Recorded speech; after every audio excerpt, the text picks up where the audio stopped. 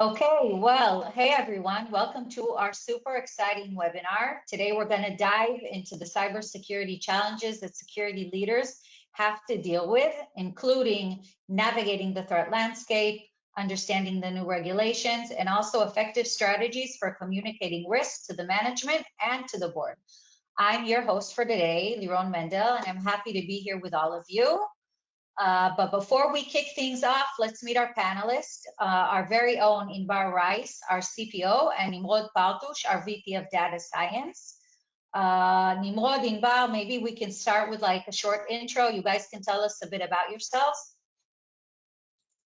Inbar? Inbar, please, ladies first.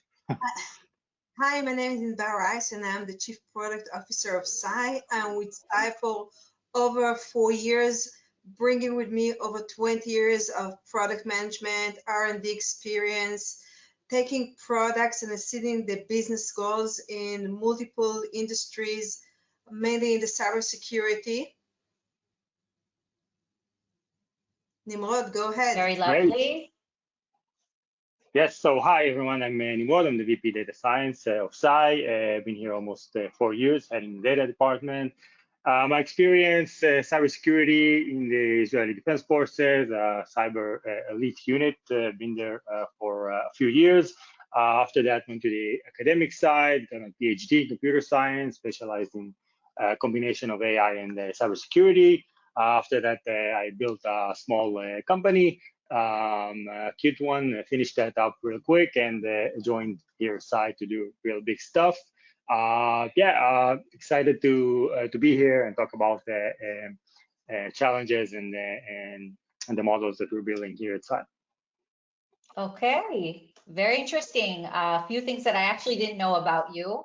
Okay, so now we can get started, but with the risk of sounding like a cliche, the past year has been a really crucial one for cybersecurity, and I know like every year we say that, but I mean, you name it, it's evolving. You two have been in the cybersecurity world for over a decade. What do you guys think are the biggest challenges that you guys see up and coming? Nimrod, would you like to start? Yeah, I can start here. Obviously, so since I'm the data guy in the room, there's no escaping talking ChatGPT and LLMs, large language models, right? Very transformative time here. Everyone's talking about it. I think a lot of us accepted that LLMs are going to change our lives. Definitely, it's changed already technology, and it's going to change how we do business. In the cybersecurity landscape, this is going to happen as well. So LLMs, they allow companies to scale up much quicker, right? They allow one person to do maybe what 5 or 10 people used to do as a group. And I think that ability to scale up is basically shifting to cybersecurity and to attack groups and hackers. And this creates an elevation in the level of sophistication and success of attacks all around. So I've been asked this, like, so what do you see is what's going to happen here due to LLMs? Is it just the APTs are going to use them? Is it the script kiddies? My answer is that everybody's going to use that. So you're gonna have like an elevation across the board in all levels of attack. So a script kiddie is now going to be able to use a model to talk to create a chatbot to talk to all of their targets and try to do their phishing attempts.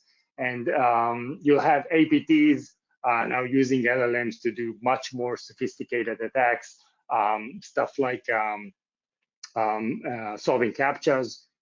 Much easily, CAPTCHA is kind of outdated right now. With LLMs are being able to solve them. They'll be able to scan code and find vulnerabilities much more quickly and efficiently. So very transformative time, and also for cybersecurity, we'll see an elevation, and that's of course a very new threat landscape. Okay, that was really interesting. I actually didn't know about the CAPTCHA. I've heard about the other things that you were talking about, but the CAPTCHA is really interesting. Yeah, CAPTCHA. they're pretty much dead. I think humans have a more hard time solving them right now than LLMs. Absolutely. That's where we're at. So yeah. Very interesting. Inbal, maybe as in the product world, maybe you have a different kind of take on what you see like being the main challenges. First of all, we can see that there is a huge adoption right now of CISO looking for CRQ solutions for the companies. We saw many companies like Gartner and Forrester opening new categories for that. So there is a major hype around the risk quantifications for many reasons. For the CISO to understand his current situation, benchmarking it to other industries, help him to communicate it to the board, to the management, and of course takes his own decisions based on that. But although the need is super clear and the scenarios, there is still challenge related to the risk scaling and quantification methods. If you are looking a little bit into the past, until today, they took all the data into consideration and afterwards gave you with a number between 0 to 100. But how do you work without, I'm reducing 5 points and it's going to cost me 5 millions without business context? What does it mean? It's super hard to take really good decisions out of that. And another method that we saw in the past, and still we see some companies are using it, is the manual work of definition. Okay, what are the scenarios? What is going to be the impact? I'm trying to guess the likelihood, or at least evaluating manually the likelihood. This is super subjective, super hard to defend, especially if you would like afterwards to take it to the management and board. You really need to stand behind all the numbers and that you present. And if you, so this is one thing. And if you're doing it manually, you do it once a year, twice a year, if you have the right personnel that has the knowledge and know how to evaluate that. Putting that aside, doing it twice a year in a period of so many attacks, so high risk, it's not relevant anymore. So there should be a quite change in the way companies are doing it. The first thing is the scaling. Numbers between 0 to 100 or some kind of valuation is no longer valid. You should have it in a financial terms and also consider the business impact. If you would like that the security will support the business and will be sales enabler and not something which is just a cost item in the company.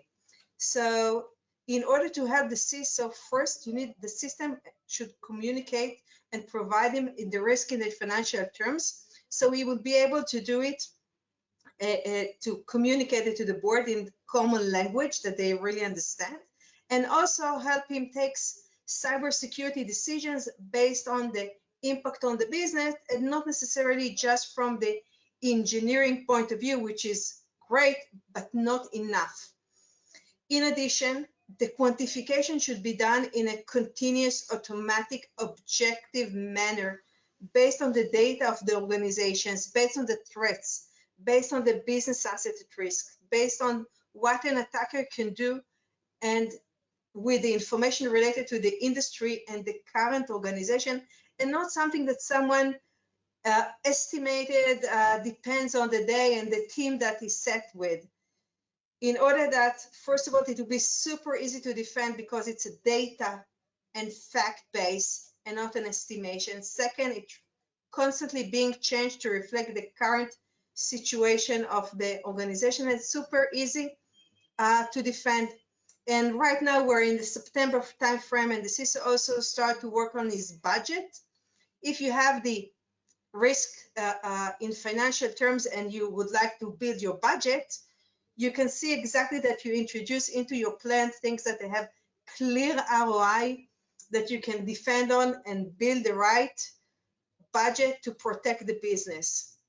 So there are a lot of changes currently happening in the risk arena that relates to the way they are doing it.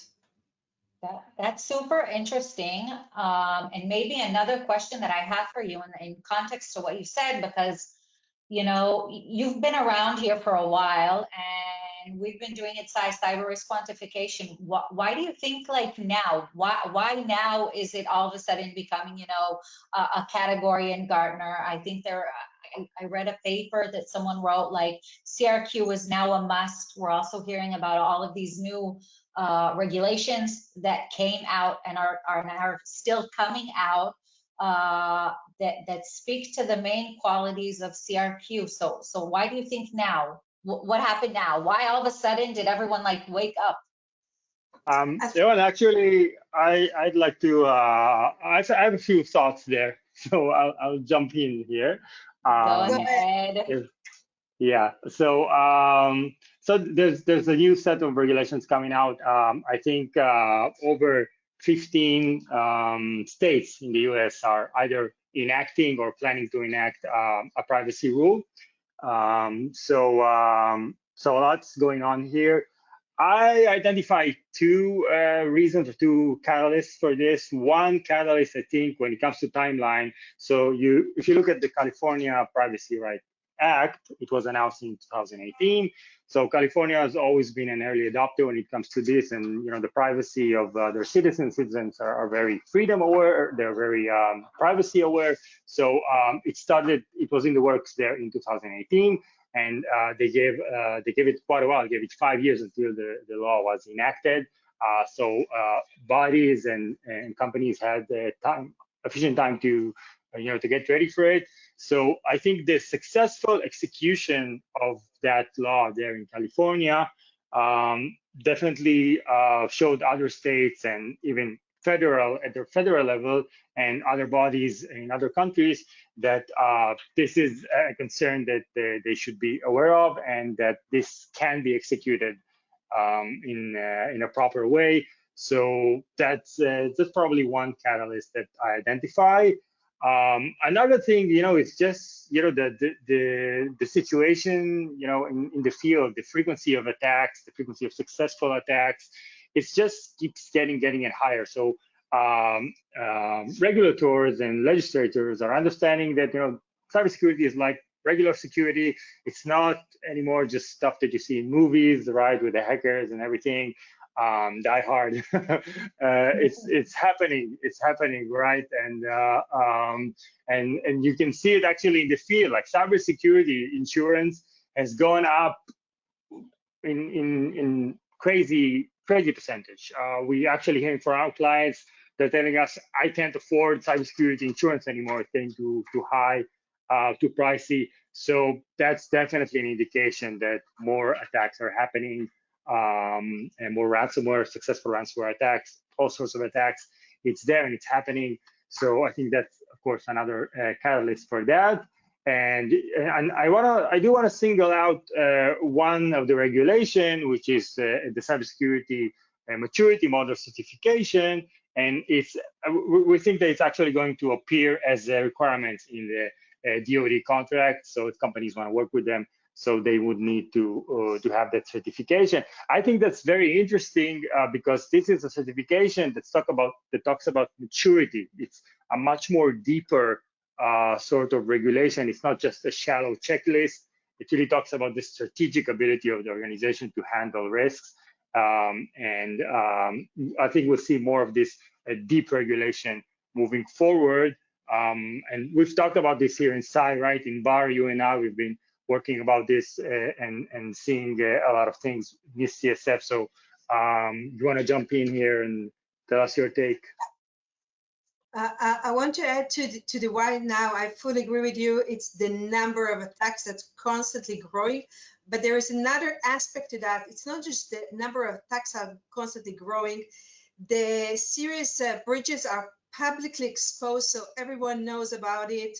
Happening in all industries. Customers are starting to react on that, afraid that their personal information will be out. And there is another angle that the board and the management are today much more involved than they were in the past. Involved because they want that their companies will be successful, but also by law. So it's a combination of multiple angles. The fact that there are a lot of public breaches, the fact that the insurance is much higher, customers are reacting to that, and the management and board are reacting to that. all of them together, okay, increase the need. And this is one of the explanation of the why now. And in parallel, the fact that yes, the CMMC, but we also see the NIST 2.0, which is about to be released in Q1 next year. We see that they put a new function, the govern, in the middle that basically facilitate all the other functions and really focus on the risk. They basically took all the risk from all the other functions and put it in a very centralized and important place, which really emphasizes the importance of the risk. And in parallel, there are a huge amount of additional laws. We just saw that in last July, there was the Securities and Exchange Commission adopt rules for cybersecurity, risk management, strategy, and governance for public companies. And we can see together and list all the changes in the US and in Europe around cybersecurity. And all of that mainly because of eventually the cost of breach is high and companies need to be aware of and be prepared to reduce it, but not just to reduce it right now tactically, but make the organization much more mature so the risk won't return in a very short period. You know, that was really interesting. And I also think that it'll be really interesting to see how things, you know, kind of play out during 2024 in regards to, you know, now having all of these regulations coming out that also make board and managing members like accountable for these kind of issues. So it'll be super interesting to see what happens. And Nimrod, you mentioned before Die Hard. So I was thinking maybe you guys could share like a real world use case where effective cybersecurity strategy made like a significant impact. I know that we have a lot of cases that we deal with inside, but maybe you can just like talk about one. And of course, I don't think we can mention any names, but, you know, maybe you can elaborate on one of those, you know, ones that kind of really stuck out there. Whoever has an example, feel free to go. Yeah, Inbar, I think can take this. We have one with a nice, interesting example for the cost of breach and impact model. Yeah. Do you see the screen? Yep, we can see. Amazing. So this is not a real customer data, but this is data that we took that simulate the situation. We worked with one of our... Maybe you can like give like a few sentences for those of the viewers that don't know what Hyver is, maybe just like 2 or 3 sentences on the platform. So Hyver basically gives you the options to build an optimized mitigation security program while reducing the cybersecurity risk in financial terms and protect the business.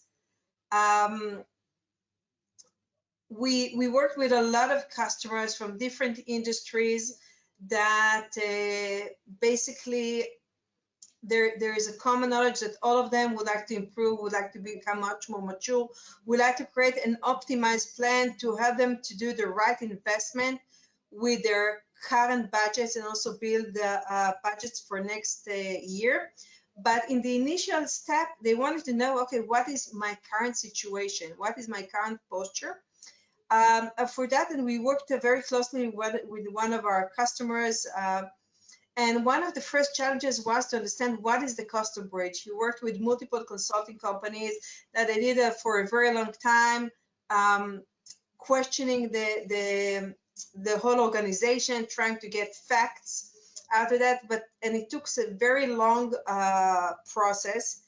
And we came in, and by leveraging on our algorithm that Nimrod can provide much more details, by leveraging our algorithm that takes into account business information, much more than security information, we were able to give him an estimation of the cost of breach, which was super similar to the ones that he got after a very long time and effort. And we did it with a very limited questionnaire and things that we gathered automatically about the company. Because in the cost of breach is basically being calculated based on business data, based on the industry, the geography, the revenue, the number of employees, the number of customers, the type of data that the organization is managing on that, and based on that derives the payments to third parties, the fines that you need to pay, company losses, and additional more, which was a huge surprise for him, because until that either he worked with the consulting or he tried to figure it out by himself. I'll just say here that the interesting and important part about the model, it connects to something you said initially in Bar. It's you have to have supportive data, and that's just it. The model is built on data that we collected. We have from thousands of assessments, and that's why it works. So that's the best thing I can say here. Please continue. Absolutely. So the first thing that we worked with him is understand the cost of breach. Afterwards, we identified the threats that his organization is facing, the business assets, the business critical assets that are currently at risk, and we calculated for him also the likelihood. The likelihood is being calculated without any personal evaluation or estimation of someone. We are doing it by generating attack routes out of the data that we found on the organization, and not just provide him the likelihood that multiple attackers will be able to get into those business assets.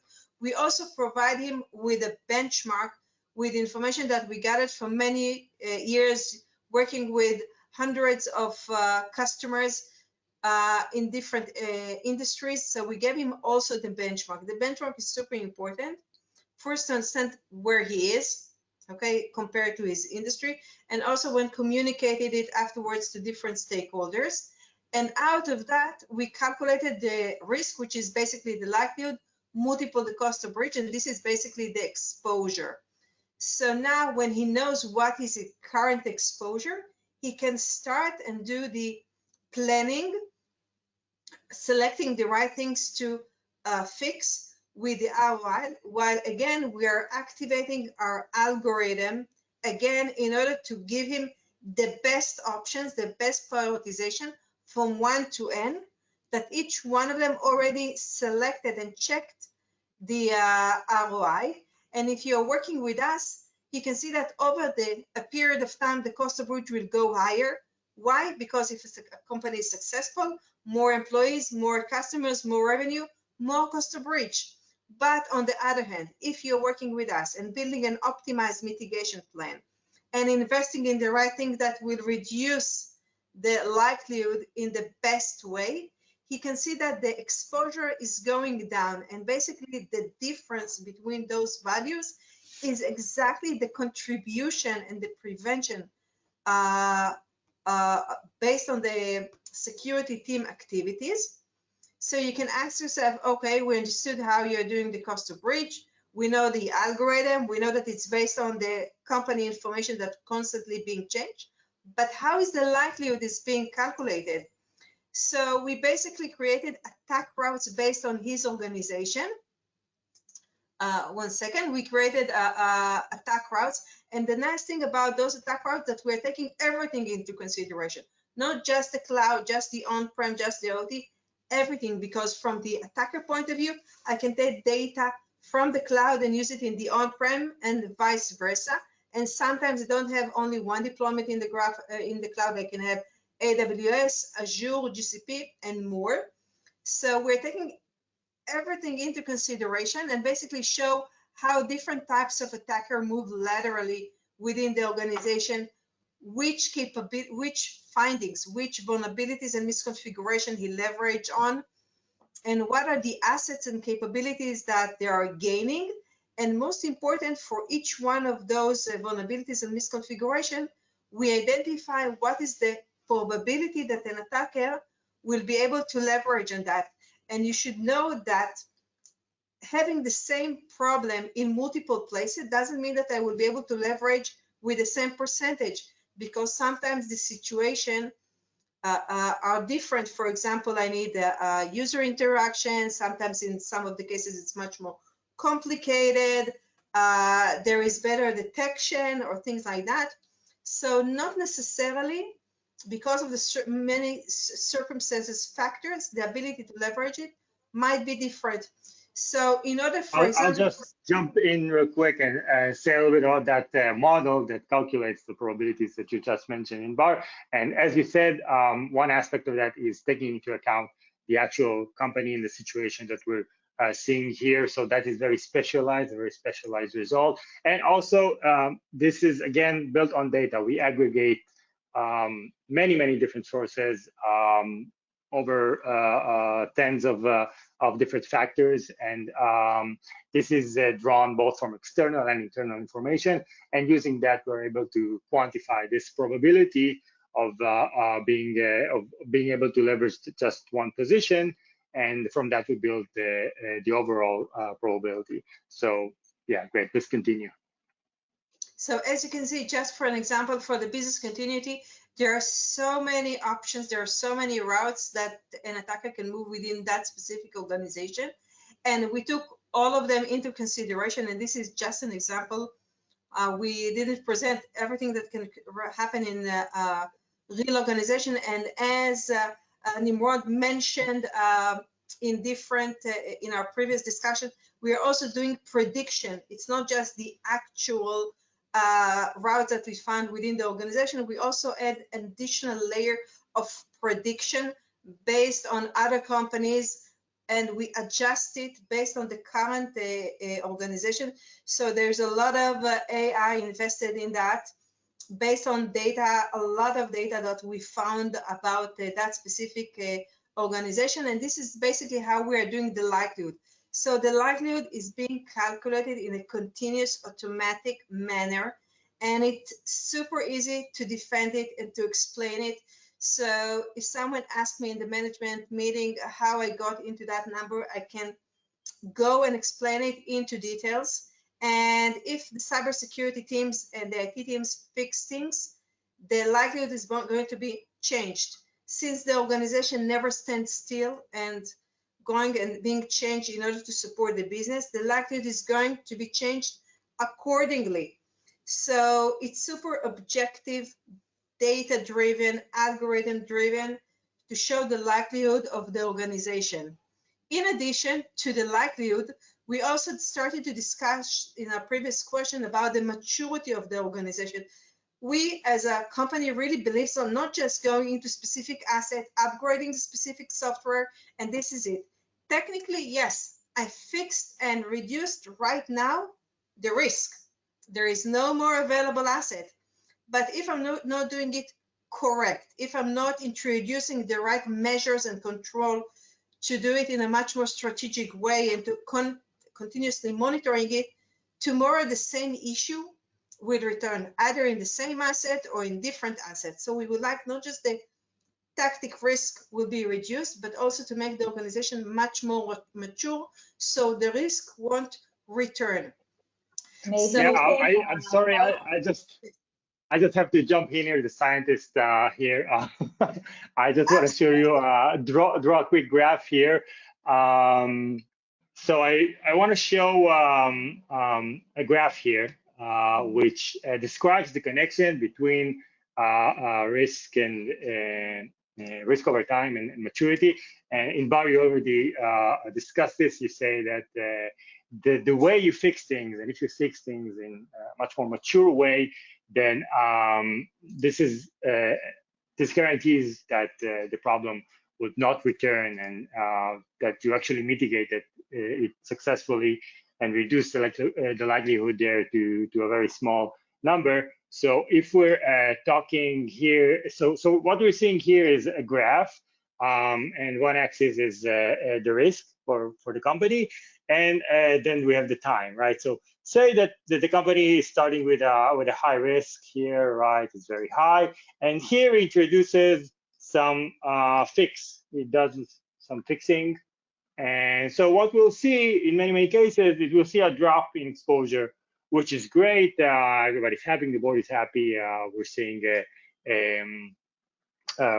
a drop in dollar risk, but if we know that this fix was a very low maturity one, say that, okay, they did a pen test and they found vulnerable systems and they just went and patched them manually or took them offline, and that was it. There was no process here. They didn't introduce higher maturity solutions like automatic patching and validation, that proactive validation of continuous vulnerability scanning.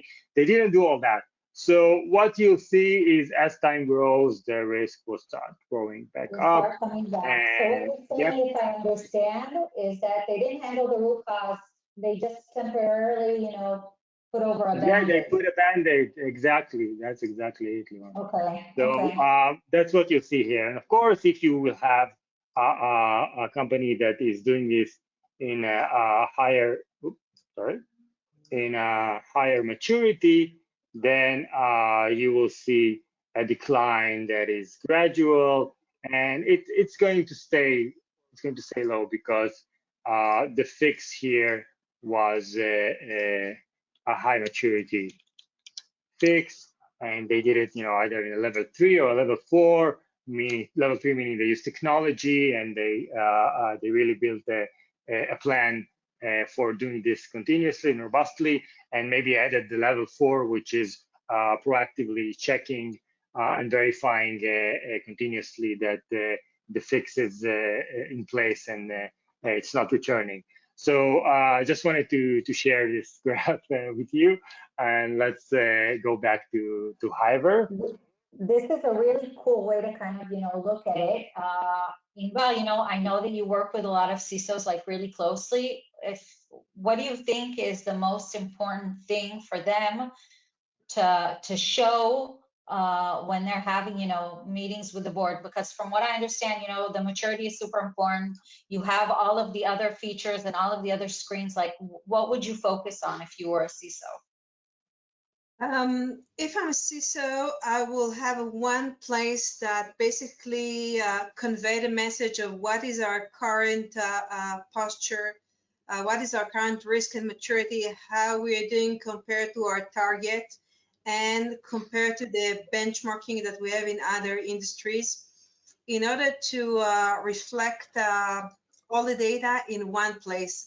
The fact that we are also introducing the target, this is something that the CISO usually doing it with the management at the beginning of the period and the beginning of the year. So they would like to get the understanding of how I did through the year from the moment that we started all the way to now, and how far I am from the target. So if you give me 1 second, I will move to Hyver and show it. I think that one screen is better than thousands of words. So as you can see, in one screen, I can show the management board what is my current exposure, what are the threats that we are facing, what are the business critical assets that are at risk, what have I done from the beginning of the year all the way to today, and show the progress, the positive progress that we are doing, and also the understanding that the cost of breach is constantly growing, and they need to know that, and how we are doing when it comes to the maturity, what is the current situation, how I'm doing compared to the industry benchmark and to my targets. And we're taking the same factors, the same KPIs, and showing them over and over and over. They can follow up, they can ask the relevant questions, they can get the information that they needed, and can, from the same meeting, they will see it over and over again. And also to emphasize the prioritization, to show them how well we are doing the prioritization, and the fact that we know exactly where to invest in order to reduce the risk and protect the business. This is also parameter which is super important. I think this is very cool. I think the way that everything's kind of laid out visually, I think is super helpful. And I think that we can go on and on and on about Hyver and about the security landscape, and I think that you guys can speak about these type of things until like tomorrow, but I'm afraid we're out of time. So I just want to take the chance to thank you guys for being here today and, you know, giving us your inputs and giving us your kind of insights. So thank you guys. Really appreciate it. Very welcome. Thank you, Liron, for this amazing hosting. Very, very good. Very nice. Thank you for hosting us and be so patient with us. Always a pleasure. So thanks for now. See you guys soon. Bye for now. Bye, everyone. Bye.